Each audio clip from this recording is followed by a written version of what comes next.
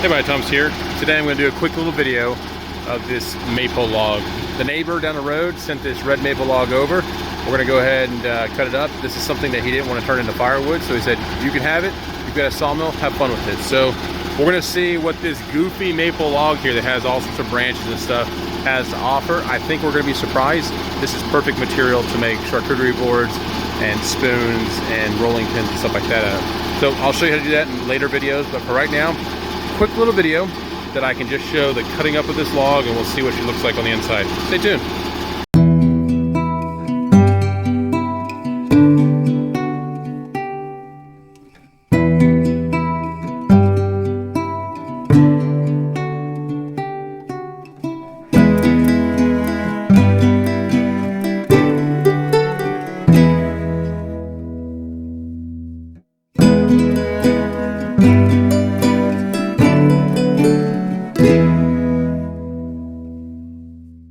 Folks, there you have it. Very beautiful stuff. I'm not fully set up like I was down in Mississippi. I still have a lot of things I got to do. One of the things is water collection off of my roof. However, we do live in Wisconsin now, so I got to make sure not everything freezes. So anyways, so I had to add some water there. Not the most efficient way, but it's all good. The other cool thing is living up here in Wisconsin, there's a lot of maple.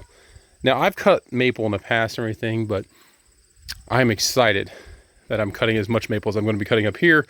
It's one of my favorite hardwoods, if you will.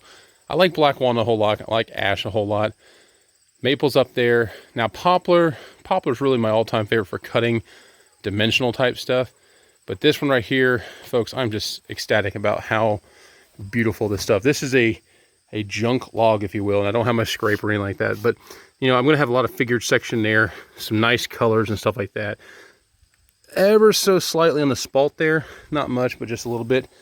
And each one of these pieces is going to be beautiful. So this is perfect type material to make my charcuterie boards out of.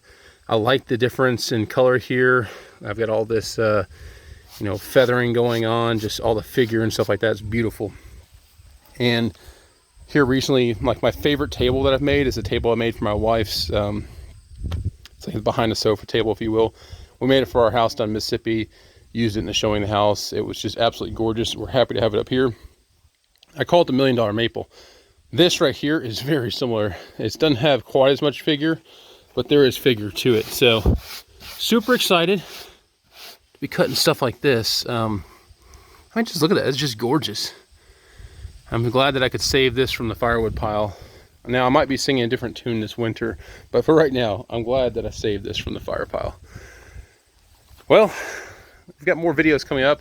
Short little one here, because I'm trying to get back up to 2 videos a week, what I was doing down in Mississippi.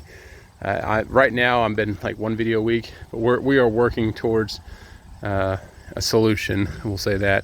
But we don't really have much internet up here, so I have to go to town to upload or upload overnight. So keep my videos short for the time being. I do have some longer ones I'm about to upload, and that's probably gonna take me, like, I'm not kidding you, 10 hours to upload. But we'll get it done.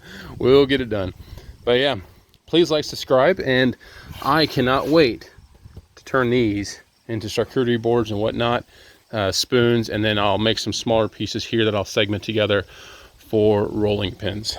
So again, please like, subscribe. The 2020 mill did not let down. It has been phenomenal. I love everything about it, just like I love my 2000 mill, and I'm excited to share this adventure with y'all some more.